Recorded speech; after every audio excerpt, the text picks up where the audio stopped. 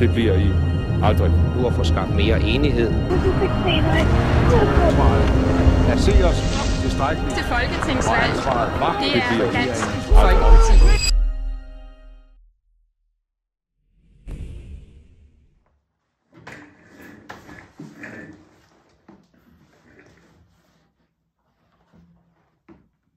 Danmark. Et land, hvor tiden ikke bare går. Den former, den ændrer og fortæller en historie. En historie om folket, der lever med og imod strømmen. Om et samfund, der er i konstant bevægelse. Se her. Det var i begyndelsen af 90'erne, hvor land stod i en skillevej præget af politisk uro og økonomiske udfordringer. Men det var også en tid med håb. Håb om forandring og en ny begyndelse. Og her, da vi byggede broer, ikke bare af stål og beton, men mellem mennesker, mellem landsdele. Det var symboler på fremskridt, på en nation, der voksede sammen.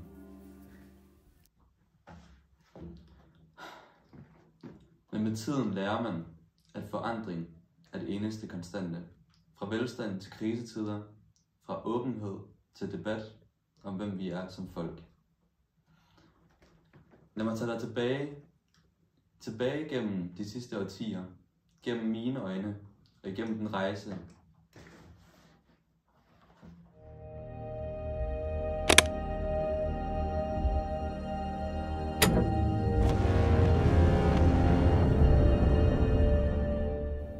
1993. Året, hvor Danmark stod ved en korsvej. Arbejdsløsheden havde ramt os hårdt. Næsten 350.000 uden job. Det var en tid præget af usikkerhed, men også af håb. Given their planners orders to work out a winter plan of action which would bury the idea of a military action in the near future. That same morning. Poul Nyrup Rasmussen. Manden, der var ved roret i en rolig tid. Han talte om at kickstarte økonomien, om at bringe folk tilbage i arbejde. Og der var noget ved ham. Noget, der fik folk til at lytte, til at tro. Det var ikke bare politik. Det var en kamp for Danmarks sjæl. En kamp mellem fortid og fremtid. En kamp mellem frygt og håb. Jeg brugte søvnløse nætter på at læse, på at skrive, på at tænke.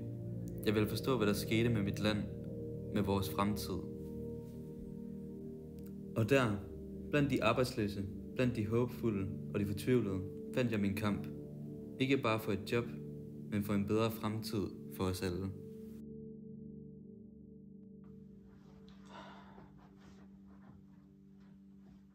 Det var begyndelsen på en rejse. Ikke kun for mig, men for hele Danmark.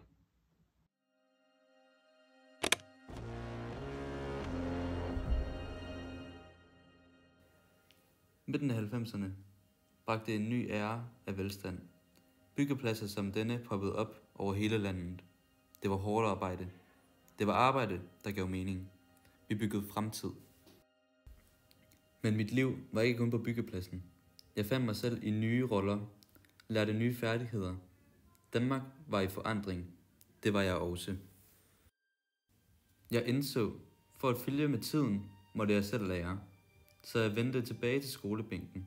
Det var ikke helt let, men nødvendigt. Danmark var på vej ind i en ny global æra, og jeg ville ikke stå tilbage. De år var fyldt med hårdt arbejde, men også med håb. Danmark blomstrede, og jeg med det. Det var en tid, jeg aldrig vil glemme. Tiden, hvor alt synes muligt.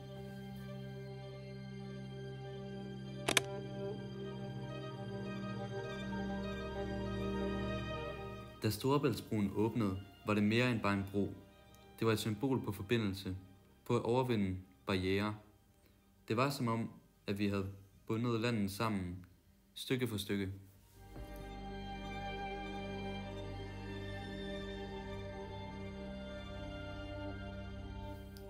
Øresundbroen var et skridt videre. Det var ikke kun en teknisk bedrift, men et håndslag over Øresund. Danmark og Sverige. Tættere end nogensinde. Dette var en drøm, der blev til virkelighed. Dette var begyndelsen på en ny æra. En æra, hvor grænser blev mindre og betydningsfulde, og hvor fællesskab voksede stærkere. Storebælt og Øresund var ikke længere skillelinjer, de var bindeled.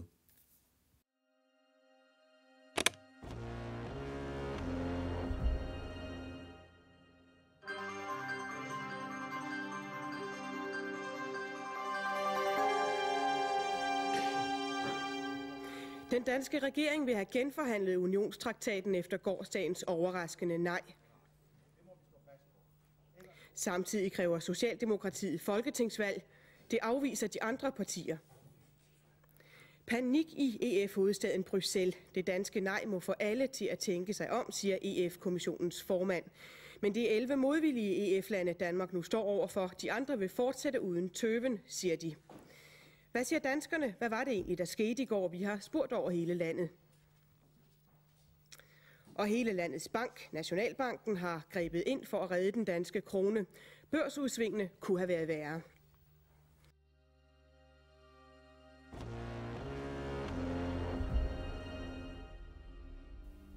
Juni 1992. En afgørende dag. Maastricht-traktaten delte vandene, splittede familier, venner, hele landet.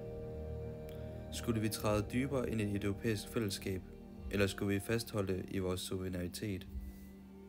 Goddag, her et kvarter med de seneste nyheder. 10 besættere blev i nat beskudt af politiet under voldsomme uroligheder på Nørrebro i København. Sammenstødene, der varede det meste af natten, begyndte, da besætterne barrikaderede flere gader i protest mod resultatet af folkeafstemningen.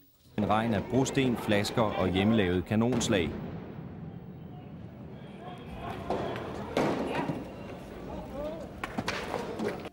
Afstemningerne om Edinburgh-aftalen og de efterfølgende brooptøjer viste os, hvor dybt følelserne sad. Det var ikke bare politisk. Der var frygt, håb og vrede. Det var Danmark i et eksistentielt øjeblik. Efter råden havde lagt sig, sad vi danskere tilbage med et spørgsmål. Hvad betød det at være dansk? Hvordan balancerede vi vores værdier med et ønske om at være en del af et større fællesskab? Jeg besluttede mig for at lære at forstå, EU ikke var sort og hvidt. Det var en blanding af folk, kultur og politik, og Danmark var en del af en blanding, uanset hvor kompleks den end måtte være. At undervise blev min måde at bidrage på, at dele det jeg havde lært, at inspirere til dialog, ikke konflikt. For i sidste ende er det gennem forståelse og samtale vi bygger broer, ikke gennem sten og vrede. Jeg dykkede ned i tallene, i historierne. Det var klart, at vi stod ved en skillevej. Skulle vi følge strømmen af globalisering og markedsformer, eller skulle vi fastholde i de principper, der havde bygget vores samfund? Overalt så jeg kontrasterne i vores samfund. På den ene side en voksende økonomi, på den anden side mennesker, der blev efterladt. Hvordan kunne vi sikre, at ingen blev tabt på vejen? I Folketinget blev slaget slået med ord, men for mig og for mange andre var det ikke bare politik. Det var vores fremtid, vores børns fremtid, der blev debatteret. Jeg besluttede mig for at række ud, for at deltage i samtalen. Vi alle havde et ansvar, ikke kun politikerne. Det var vores land, vores velfærdsstat, og vi skulle alle bidrage til dens fremtid.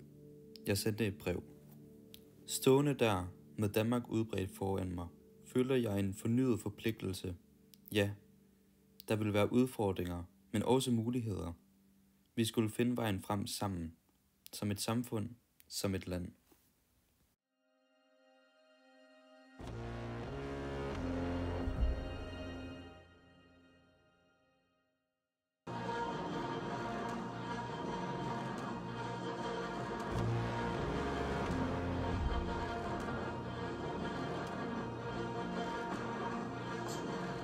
It's 8:52 here in New York. I'm Brian Gumbel. We understand that there has been a plane crash on the southern tip of Manhattan. You're looking at the World Trade Center. We understand that a plane has crashed into the World Trade Center. We don't know anything more than that. We don't know if it was a commercial aircraft. We don't know if it was a private aircraft. We have no 11. september 2001 ændrede verden. Og det ændrede også Danmark. Pludselig var vi ikke længere bare et lille land langt mod nord. Vi var en del af en global kamp mod terror. That apparently does look like it is in the other building. Samhørigheden var mærkebar, men også frygten. Hvad betød dette for vores fremtid, for vores sikkerhed, for vores rolle i verden?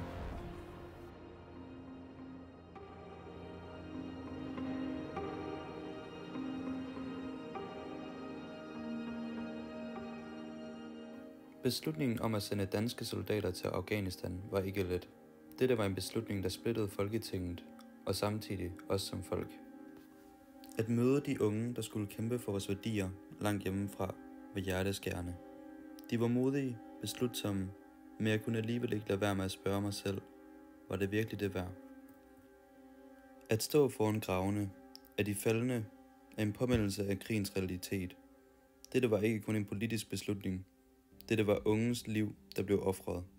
Dette her var krigens pris, der blev virkelig for mig. I det stille nætter forsøgte jeg at finde mening, at forstå vores rolle i den nye verden. Danmark var ikke længere bare en tilskuer. Vi var en del af historien, på godt og ondt. Da jeg så Mohammed-tegningerne den morgen, vidste jeg, at noget ville ændre sig. Dette var mere end blot blæk på papir. Dette var en udfordring, ikke til os, men til hele verden. Gaderne blev et spejl af den globale scene. Her var frygt, vrede, forståelse og misforståelse. Det var som om hele verden holdt vejret, og Danmark var i centrum. Nætterne blev lange. Jeg skrev, reflekterede, tvivlede. Krisen havde åbnet en Pandoras æske af spørgsmål om identitet, om Danmarks rolle i en globaliseret verden.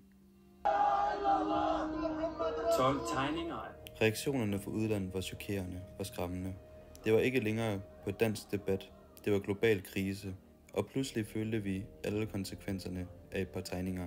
Mohammed-krisen efterlod os med flere spørgsmål end svar, men den lærte os om styrken i vores principper, om vigtigheden af dialog, og måske, bare måske, blev vi lidt klogere på, hvem vi er som individer og som land.